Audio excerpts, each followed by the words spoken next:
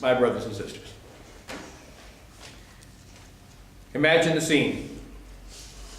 Jesus had just come from a very tense confrontation with some of the religious leaders of his time. He heads to the temple and sits down where the offerings are being received. Now, the offerings that we have today are very different from the offerings and how they were received in Jesus' time. In the temple in Jerusalem, there were 13 different offering boxes. Each of them was shaped like a trumpet, and each one had a different purpose. There was a box for contributions to the building fund. There was a box for the priest's salary. And naturally, if you wanted to be on the good side of the priest, you made a point of letting the priest see how large a sack of coin you were putting into his offering box. Hey, Dan, that's not a bad idea. We have church council meeting later on this morning. Let's ponder that possibility. I can see it now, a big jar for offerings for the church, a little Dixie cup for Pastor Ken. Just kidding. But there was one box that was designated for the poor. And people had the opportunity to make that contribution as well. It was the custom that as people were making their contribution, they would announce its purpose and they would announce its amount. Now, I have to wonder how many people fibbed a little bit when they made their announcement of how much they were putting in. You know, I can see Tommy coming on up and saying, "This is for Pastor Ken, $5,000. And he puts in a jar of marbles. Marbles. I'll probably give you candy instead. Candy instead. I like that boy. That's a good kid. But I can imagine somebody walking up saying $500 for the building fund, $100 for the priest's salary, $200 for hunger relief. And that's where we pick up today's passage. Jesus has been talking to the disciples, and now as they're sitting there in the temple, these people are coming forward and making their announcements. And this woman comes forward and says, 2 cents, and puts in her offering. Now, Mark does not record for us which box contained her offering. One might think it was the box for the widows and orphans, since she was a widow and had orphan children. At least that way, some of the money that she contributed would come back to her. But compared to all the other gifts, what's 2 cents? Where's the value in 2 cents? It's not going to buy a meal. It's not going to get her firewood or food. It's not going to help keep a roof over her head. It's 2 cents. In fact, I find myself wondering, if you're walking down the street, how high a value does the coin have to be for you to bend over and pick it up? I'm sure we'd all bend over and pick up $1. But would you break stride and bend over to pick up a quarter? A dime? A nickel? Or would you ignore the penny and keep going? There's even a movement to have the penny removed from circulation as U.S. currency, since the value of the penny is less than the cost of the penny's manufacture. It costs us more to make a penny than a penny is worth. And so there are some who would say, let's do away with it. It's valueless. It's unimportant. It's insignificant. Now, there's two thoughts we want to take from this morning. And I'm going to focus more on the second than the first. The first is the relative value of this woman's gift. There are some people who would say that the woman's gift was insignificant because of its relative low value. I mean, 2 cents. If you put 2 cents in our offering plate this morning, is it going to keep the lights on? Is it going to support me? Is it going to pay one of our bills? 2 cents. Dan, I can't think of anything we purchase as a congregation that costs 2 cents. We can't get anything for 2 cents. What a useless gift. You know, come back when you have something substantial to contribute, might be the temptation. Yet Jesus points out that it's not the size of the gift that counts, but rather the motivation behind it. Now, there's scriptures all over the New Testament that talk about how God has given each of us a gift. Some have the ability to speak. Some have the ability to sing. Some have the ability to administrate. Some have the ability to handle finances. Some have a heart for charity. Does it really matter how big your gift is? Think of Paul's letter to the Corinthians, where they were all wrapped around the value of the spiritual gift each one had been given.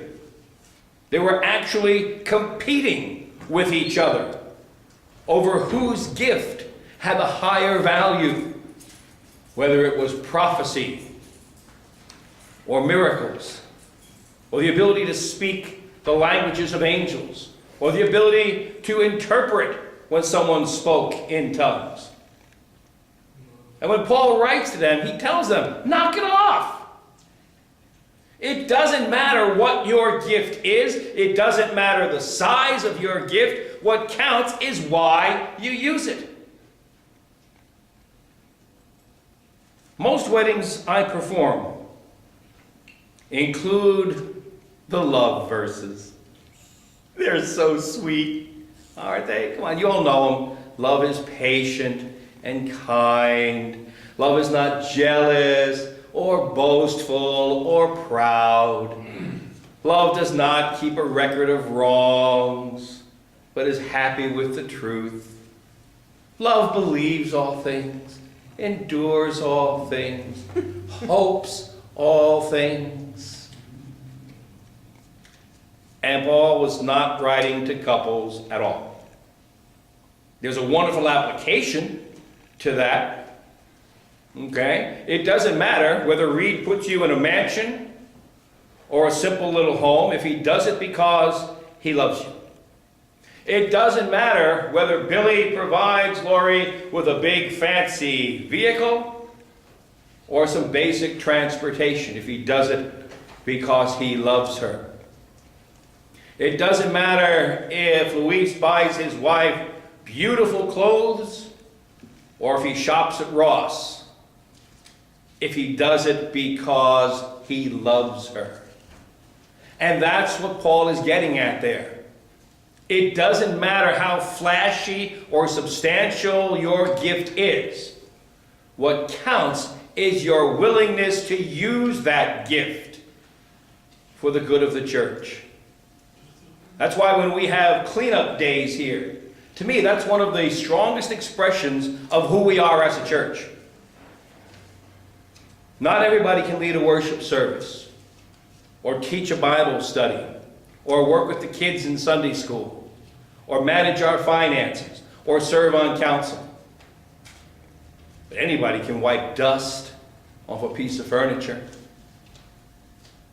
And God loves that contribution as much as anything else. It's disturbing to hear people say, my gift is unimportant. It's disturbing for me when I visit, especially with some of our seniors, and they say, Pastor, I apologize, I haven't sent in my dues regularly. Who signed a contract when they became a member of this church or started worshiping here, indicating how much they would contribute and how often? I don't recall approaching any of you about that. Now, to be honest, I do keep track of how much people contribute. Some congregations don't like that. They don't want their pastor knowing who gives how much. The only reason I do is to watch for patterns. Because I can't evaluate your faithfulness based on the size of your contribution, since I don't have any idea what's going on in your own family budgets. I could look at Trinidad, Santiago, and say, well, you know, he's got that big Escalade outside. That's a pretty fancy car, and he's putting $2 in the offering plate on Sunday morning. What's going on with that? Okay? But I might not be aware that there is an illness in the family and he's contributing a significant sum of money to help cover medical costs for that person. Now, you don't have a person with significant medical issues that you're supporting. I'm just using that as an example. Okay? I don't want anybody worried about you. But you also don't have an Escalade either, so that's how that works out. The second point I want to make is about people who sometimes hesitate to give because all they have is a little bit. When he was running for governor, Arnold Schwarzenegger was criticized for some apparent anti-Semitic remarks he made. In his defense, it was pointed out that Arnold had contributed $1 million to the Simon Wiesenthal Center up in the San Fernando Valley, a place that supports and honors victims from the Holocaust of the 1930s and 40s. $1 million. Wow. Seems like a lot, doesn't it?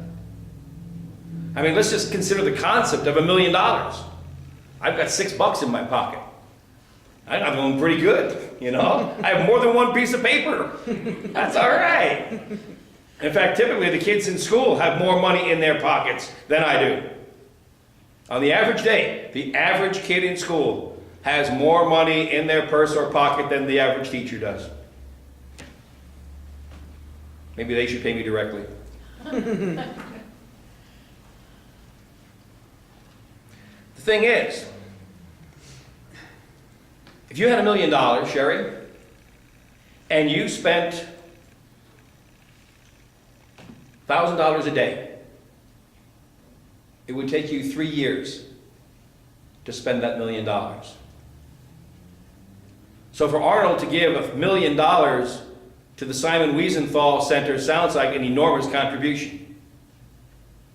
But keep in mind that Arnold contributed that $1 million shortly after earning $30 million for his work in one of the Terminator movies. So relatively speaking, that contribution is not all that significant at all. But that's not what we're talking about. Yes, there should be an attitude of sacrifice to your giving. Almost to the point of saying there should be a recklessness to what you give. How many folks, when they sit down to write their check for the church, or when they do their budget, put their church contribution as the first check they write? Or does God get what's left over after all the bills have been paid? The Bible speaks of tithing, taking a 10% slice of your income and contributing it to the work of the church. And I love it when we're doing stewardship presentations and people ask, well, is that 10% of my gross income or 10% of my net? Do you really think God cares? whether it's the gross or the net. I knew one pastor who always said, just go to your last 1040 statement for the IRS and take 10% of your adjusted gross income. There is a chart that I have sometimes used in the past in stewardship drives. I call it the "oh no" chart. See, here's how it works. Down one column are increments of a person's monthly income, starting from maybe $500 going all the way up to several thousand. And then going across the top of the chart are percentage increments. 0.5%, 1%, 1.5%, 2%, and so on. What we typically do when we're doing these stewardship seminars is to tell people, go down the left-hand column until you find the amount that equals your monthly income. When you have found it, go across horizontally until you find the amount that equals your monthly contribution to the church. When you have found that figure, look up at the top of the column and see what the percentage is. Usually I watch people going, "oh no," when they discover that they're giving 0.5% for their income. As a pastor, I have always preached percentage giving. I haven't always given 10% myself. But what we do encourage people to do is to give proportionally. Set a percentage that you want to contribute to the work of God's church. 2%, 5%, 10%, 12%. That's between you and God. Nobody will ever check. But we do ask you to write that check in a number of different ways. We ask you to make your contribution faithfully, because that is part of your commitment to God and to the work of the ministry.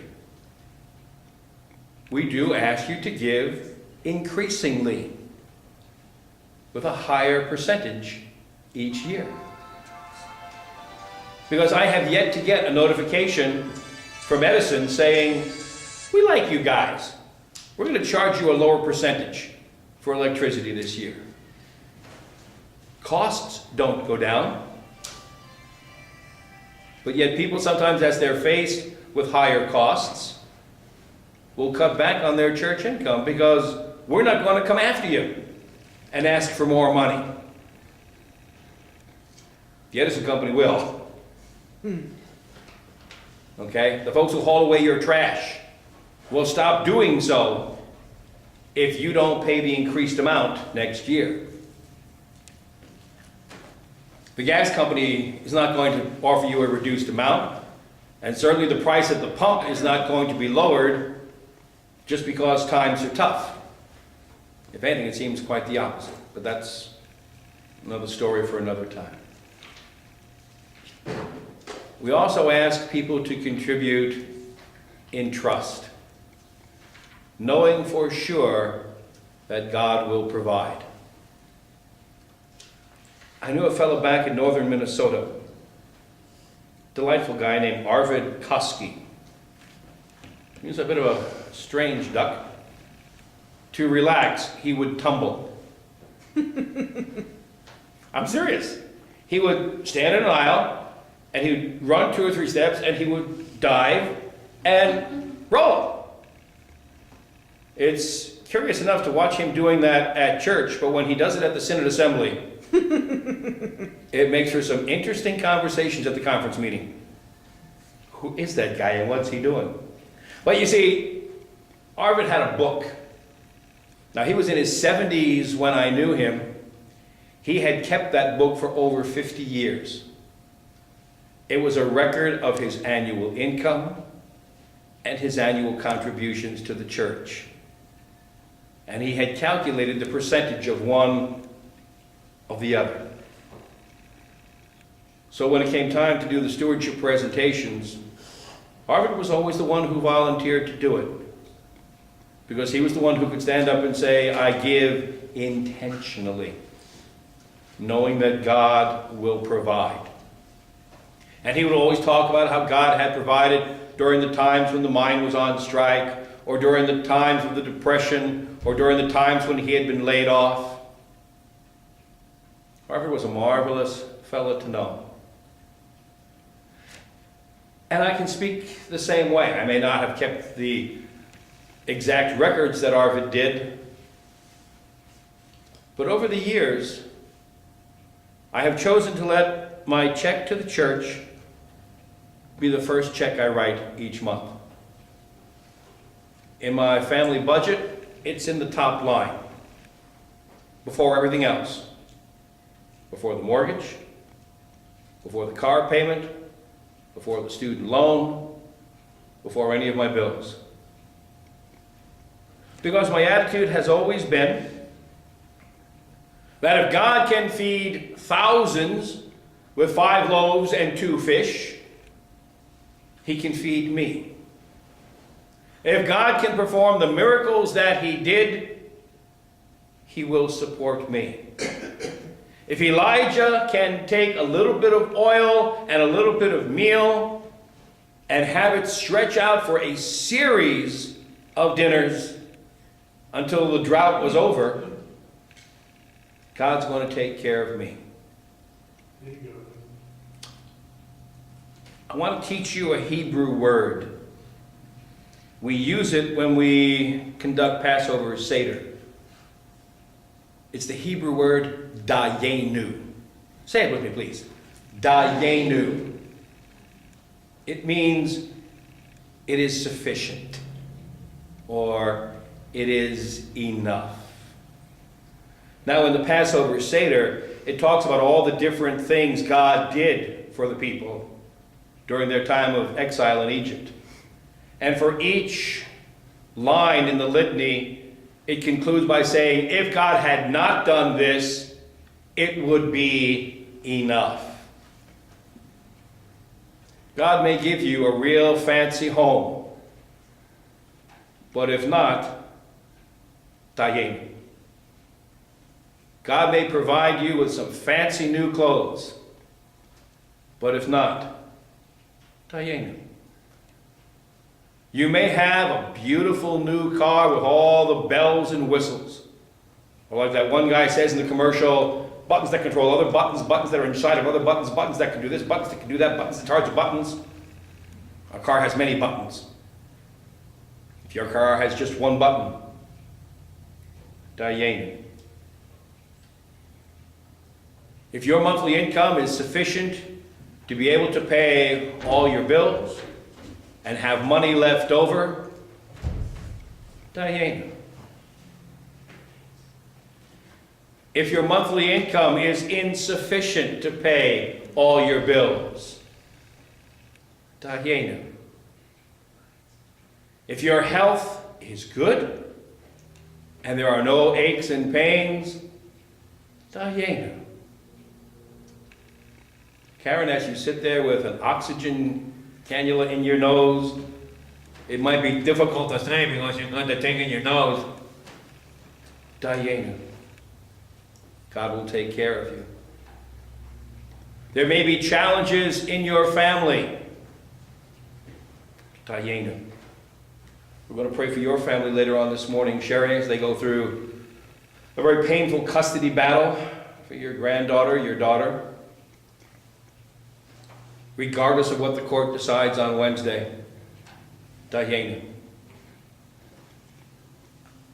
I don't think I'm about to waste away or be mistaken for an Ethiopian anytime soon. But you know, dayenu. God gives me enough. God gives me daily bread. My prayer for you this morning is that as you face the circumstances of your life, whatever they may be, that you will recognize that the God who supported that widow of Zarephath, who wasn't even a Hebrew, will support you. That the woman who gave her 2 coins in the temple did so because she had the confidence that God was going to support her and provide for her. And he did, just as he has for me. I don't have fancy car, fancy house, fancy anything. I've got debt up to my eyeballs. But I'm willing to contribute gratefully because every day I can say, Dachenu. God gives me enough. It is sufficient. May the peace of God, which passes all understanding, keep your hearts and minds through faith in Christ Jesus.